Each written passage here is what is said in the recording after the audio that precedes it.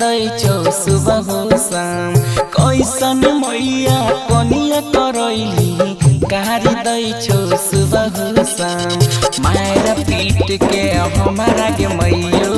मौगी जाय छौ दोसरा के संग मार पीट के हमारा के मैयो मौगी जाय छौ दोसरा के संग कैसन कैसन गाड़ी पढ़ै छौ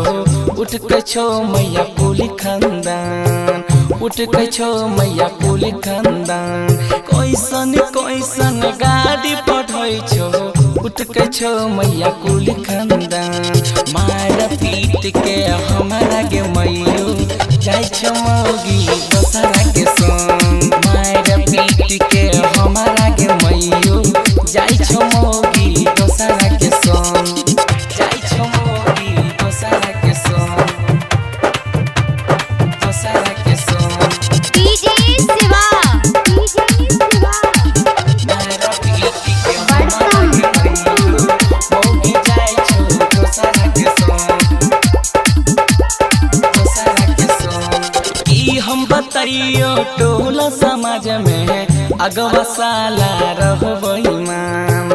अगवा साला रहबै मान की हम बताइयो टोला समाज में अगवा साला रहबै मान मार पीट के हमारा के मैयो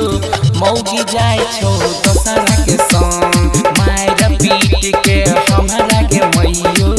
मौगी जाय छौ दोसरा के संग घर घर के भैया यही चलीला मौगी पढ़ै छै गारे सुबह हो शाम मौगी पढ़ै छै गारे सुबह हो शाम घर घर के मैया यही चलीला मौगी पढ़ै छै गारे सुबह हो शाम मार पीट के हमारा के मैयो जाय छौ मौगिया दोसरा के संग मार पीट के हमारा के मैयो जाय छौ मौगी दोसरा के संग जाय छौ मौगी दोसरा के संग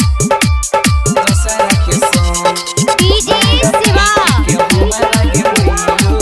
मौगी जाय छौ दोसरा के संग गोरी पकड़ के कहै छै ससुर जी ले जा बेटी अपन संग ले जा बेटी अपन संग गोरी पकड़ के कहै छै ससुर जी ले जा बेटी अपन संग मार पीट के हमारा ससुर जी बेटी भागै छै दोसरा के संग मार पीट के हमारा ससुर जी बेटी भागै छै दोसरा के संग राजू दीवाना बुलेट रहना